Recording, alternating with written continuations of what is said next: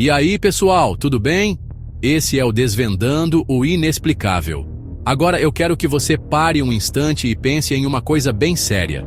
Você já imaginou como seria se alguém da sua família, alguém que você ama muito, simplesmente desaparecesse? Sem deixar um bilhete, sem dar um motivo, sem uma única pista. Um dia a pessoa está lá e no outro, puf, sumiu. A angústia, a busca incessante, as noites sem dormir, é um pesadelo que ninguém quer viver. Agora imagine que, depois de anos de incerteza, essa mesma pessoa reaparece. Do nada. Ela está ali, na sua frente, mas a história que ela conta para explicar o sumiço é tão inacreditável, tão fantástica, que desafia tudo o que a gente conhece sobre a realidade.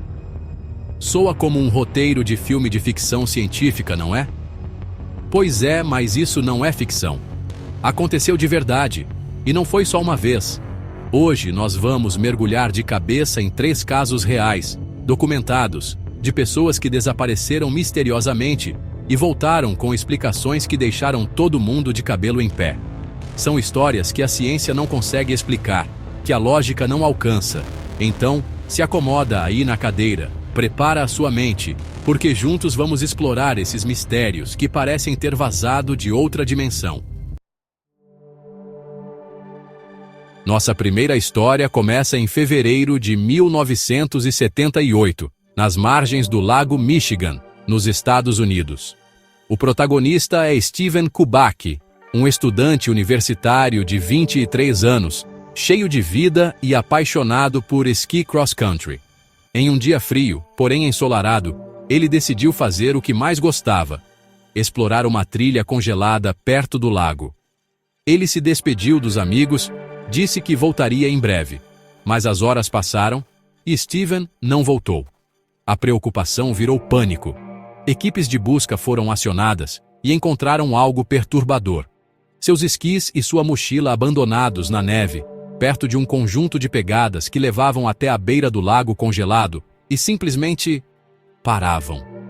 Não havia sinais de luta, nem pegadas de volta. Era como se ele tivesse evaporado no ar. As buscas se estenderam por dias, depois, semanas. A polícia trabalhou com a hipótese de que ele teria caído na água gelada e se afogado, mas seu corpo nunca foi encontrado. A família, desolada, acabou aceitando o inevitável. Steven Kubacki foi oficialmente declarado morto. O tempo passou, a dor da perda se transformou em uma saudade silenciosa e a vida seguiu seu curso. A história de Steven se tornou uma daquelas lendas locais, um mistério trágico sobre o jovem que foi engolido pelo inverno. Mas o universo, meus amigos, às vezes escreve roteiros que ninguém poderia imaginar. 15 meses se passaram, 1 ano e 3 meses de silêncio absoluto. E então, em 5 de maio de 1979, a quase 1.200 quilômetros de distância, em Pittsfield, Massachusetts, Steven acordou. Ele estava deitado em um campo, confuso, sem ter a menor ideia de como chegou ali. Usava roupas que não reconhecia, carregava uma mochila com mapas que nunca tinha visto e tinha $40 no bolso. A última coisa de que se lembrava era de estar esquiando, sentindo o frio no rosto e admirando a paisagem do Lago Michigan. Para ele, apenas alguns instantes haviam se passado. Ele não sabia que era dado como morto, que sua família tinha feito seu funeral, que mais de 1 ano havia sido apagado de sua vida. Steven foi levado para a casa de seus pais, que mal podiam acreditar no que viam. O filho que eles choraram estava ali, vivo, mas com um buraco de 15 meses em sua memória. Exames médicos e psiquiátricos completos foram realizados, mas não encontraram absolutamente nada de errado. Nenhuma lesão cerebral, nenhum sinal de amnésia dissociativa, nenhum trauma que pudesse justificar a perda de memória. Ele simplesmente não sabia onde esteve, o que fez ou como sobreviveu por todo esse tempo. O tempo perdido de Steven Kubacki permanece, até hoje, como um dos maiores e mais frustrantes enigmas da história dos desaparecimentos. Agora vamos para a Argentina, para um caso que envolve não uma, mas uma família inteira. Em 1978, o mesmo ano em que Steven Kubacki desapareceu, a família Droz, composta por Gerardo, sua esposa Norma e suas 2 filhas pequenas, decidiu fazer uma viagem de carro. Eles estavam em uma estrada tranquila na província de La Pampa, quando algo estranho aconteceu. Uma névoa densa e branca, completamente atípica para a região e para aquele dia claro, surgiu do nada e envolveu o carro deles por completo. A visibilidade ficou nula. Gerardo, assustado, parou o veículo no acostamento, esperando que a neblina se dissipasse. Ele conta que todos na família sentiram uma sonolência súbita e incontrolável e simplesmente adormeceram.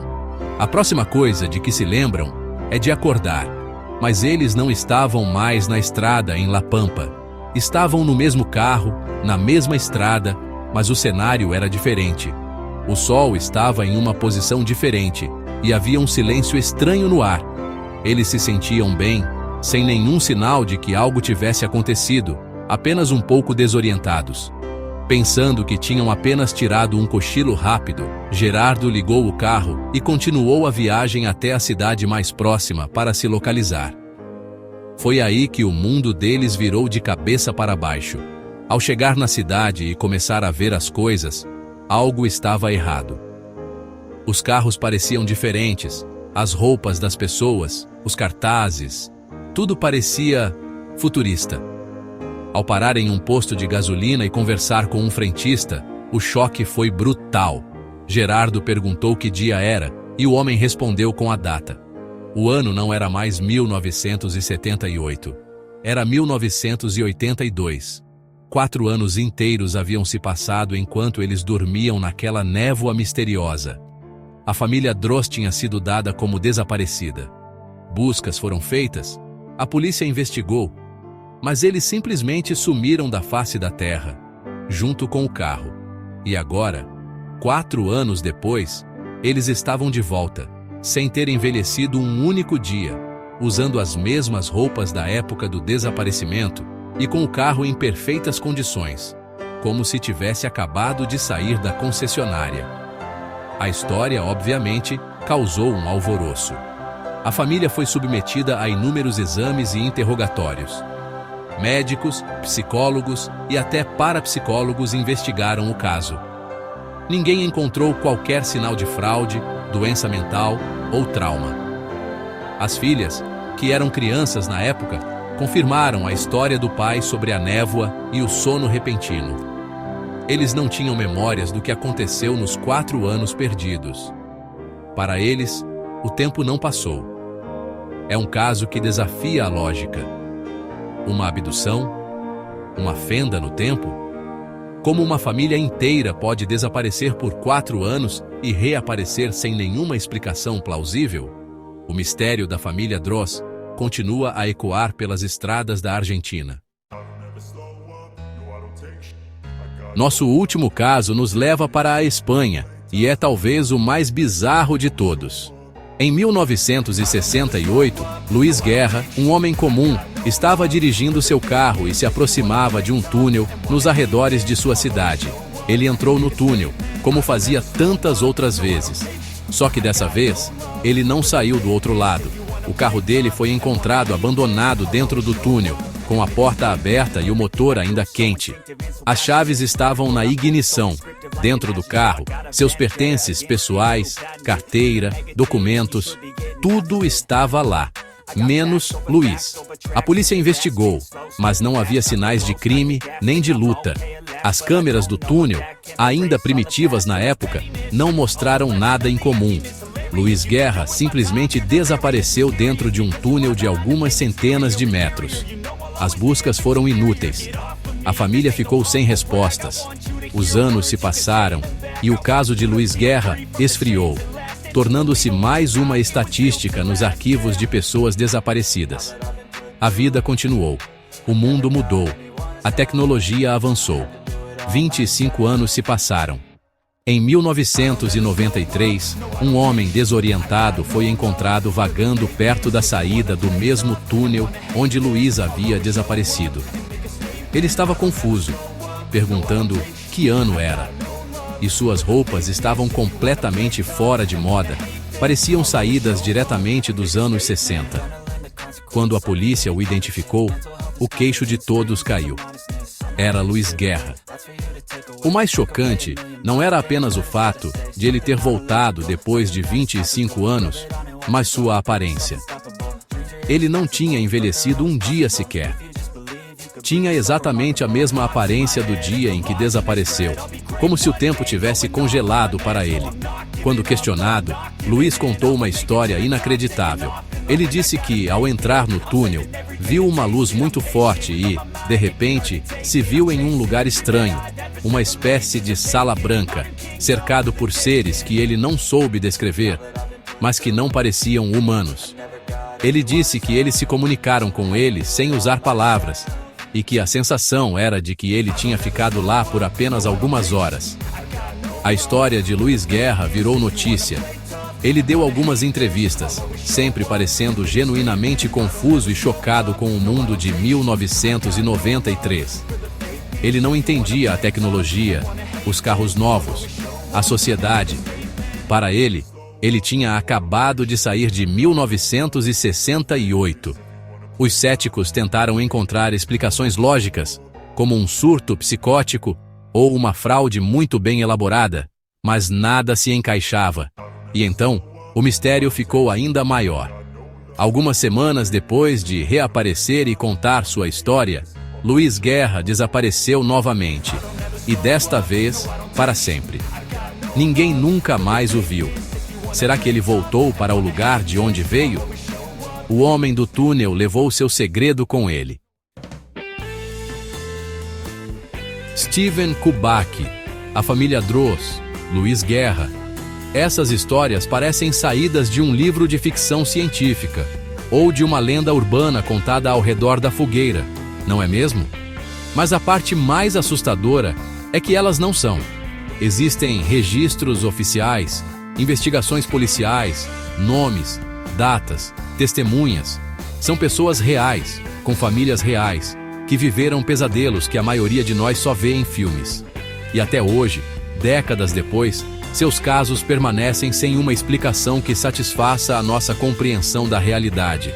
Então, o que realmente aconteceu com eles?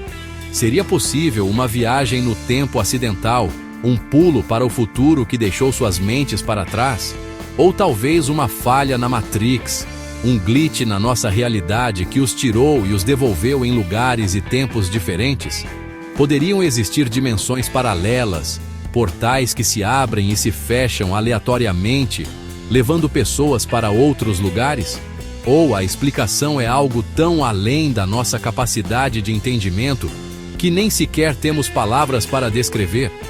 A verdade é que não temos as respostas.